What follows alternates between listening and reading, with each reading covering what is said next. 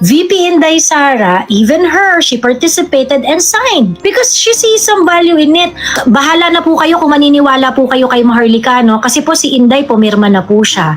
And is there a place that we can go to sign up or to do? Actually, kayo ang pwede yung gawin yan on your own. Hindi nyo na kailangan maghintay ng coordinator. Hindi nyo na kailangan, kasi yan yung mga daming nagtatanong na parang, Miss Joey, ang tawag dito, kailan ba kayo pupunta dito? Kailan ba kayo yung mga ganarn? Wala po tayo kasing wala tayong funds.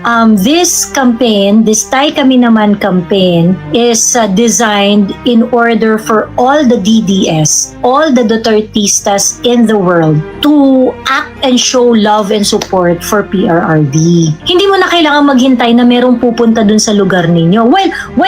Meron tayong mga heroes na nagsisipaglabasan, like for example, si Ma'am Christine Takahashi. O, di ba, araw-araw yan. In fact, talagang November pa lang, talagang bumabanat na si Ma'am Christine sa Cebu. Oo, at yung mga OFW natin sa Korea, di ba?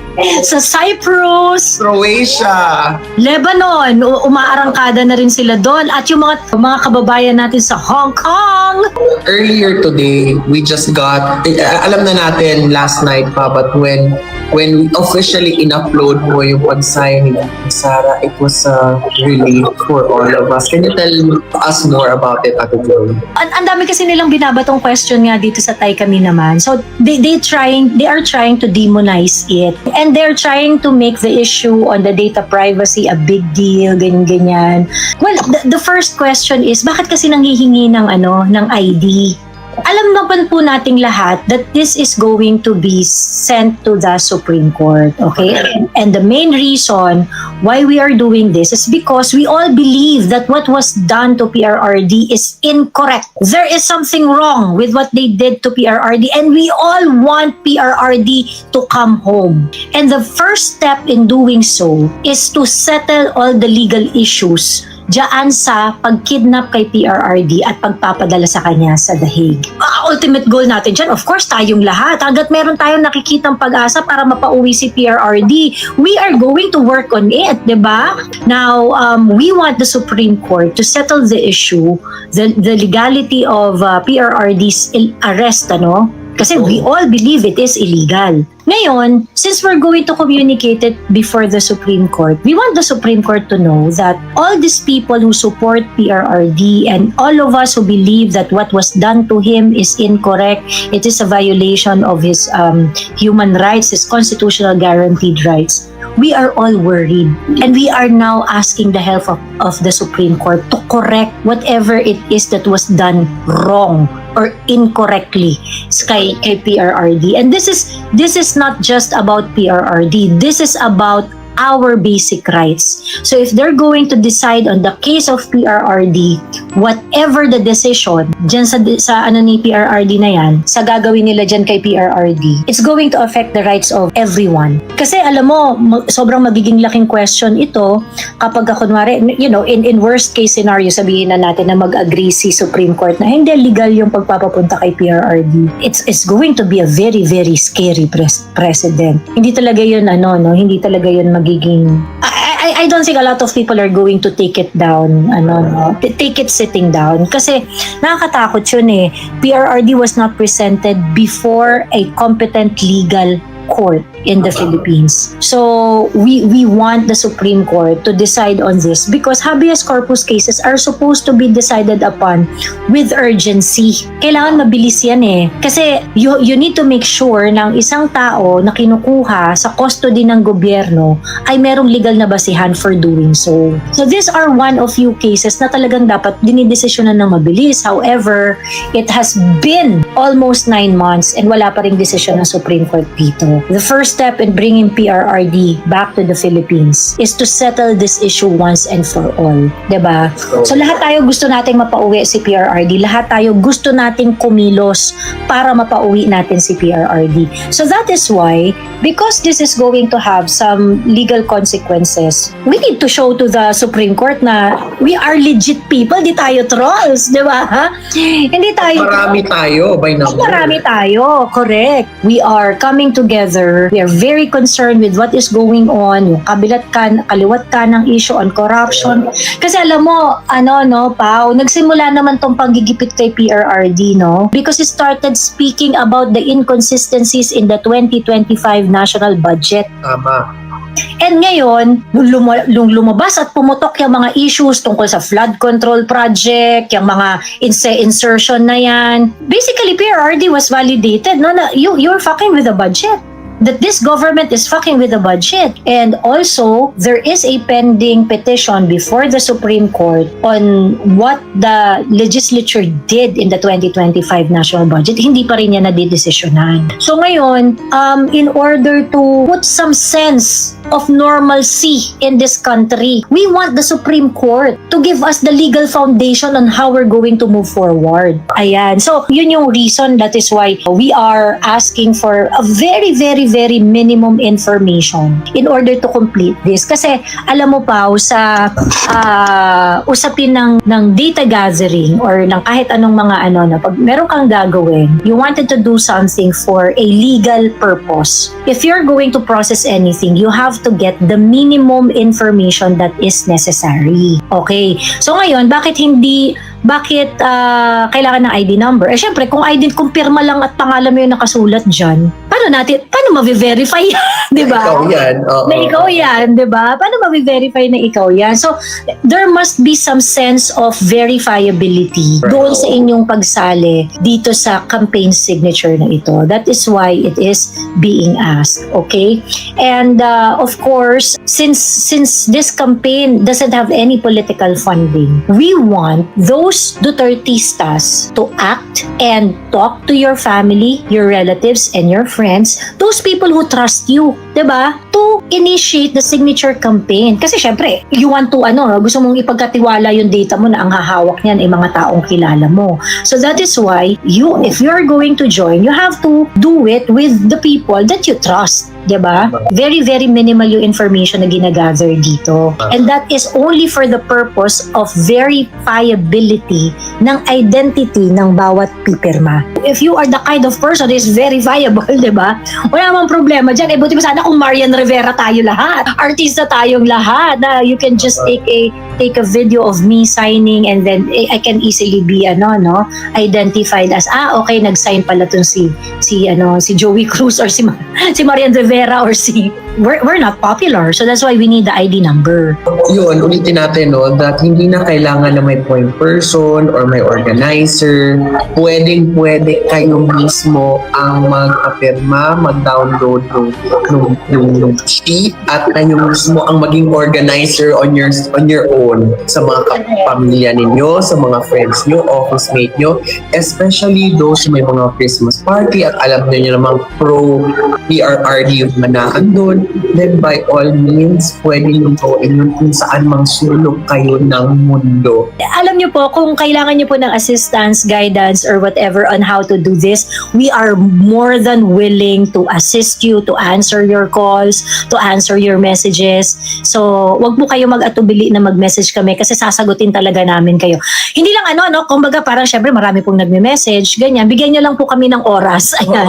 Pero very, very sure kami within 24 hours masasagot namin kayo kasi araw-araw kaming nag-check niyan. Grabe, Bacolod. Ang Bacolod umaarangkada talaga din. Kagaya na correct.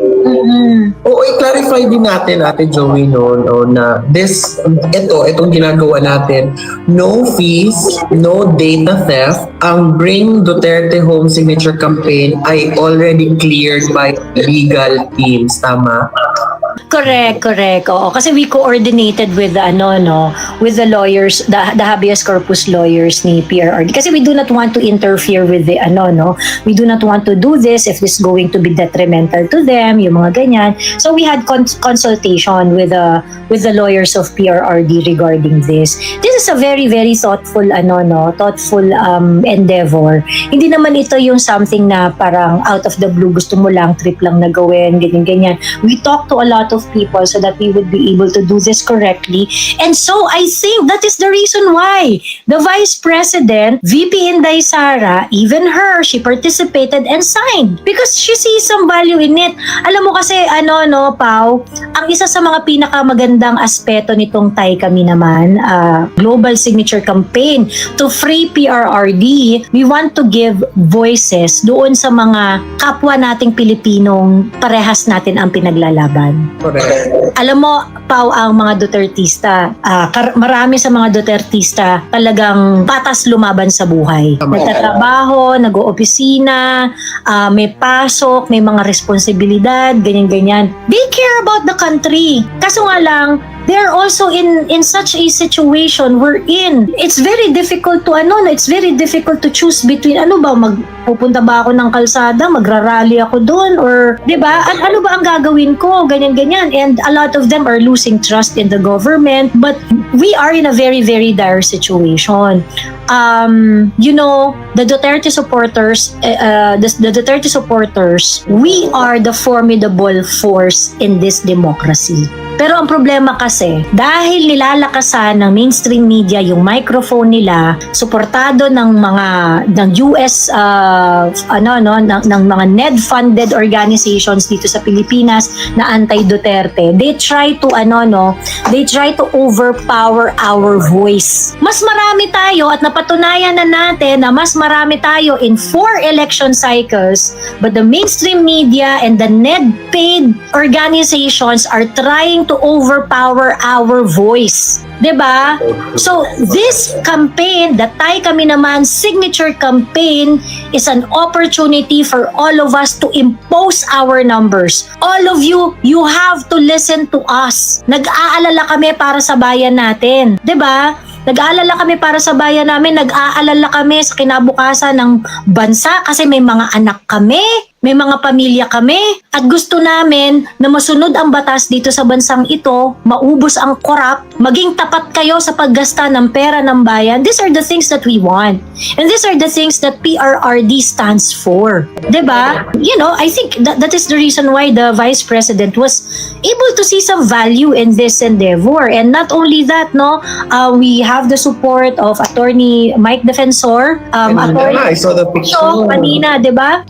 Senator Robin Padilla from the very start, Senator Robin Padilla supports this endeavor also. And there are so many elected officials also in the local government, aside from those in the national government, who are very supportive to this movement. And we are also asking the Supreme Court, kailangan pangibabawan nila ito, maging independent ang Supreme Court. Huwag silang magpa-apekto sa ibang branches of government. Umaasa ang Pilipino sa kanila. Sila ang huling pag-asa ng bansang ito. Sila ang konsensya nitong bansang ito. So that is why they have to really make a decision. And this decision is going to shape our country moving forward. And also, of course, once declared na mali ang mga mali, 'di ba? The Supreme Court we also urge the Supreme Court na dapat kung may mga ginawang illegal, kung sino ang nagdala kay PRRD sa dahig, sila rin ang gumawa ng paraan para iuwi si PRRD galing doon. December 15, which is 4 days away from now, we're going to start counting the signature, okay? But you can still continue to send the signature that you've collected, okay, from your friends and your family. You can continue to do that, and we hope that you would be able to ship it to us. Pagka-shipping, I hope you would be able to ship it to us before mag-New Year.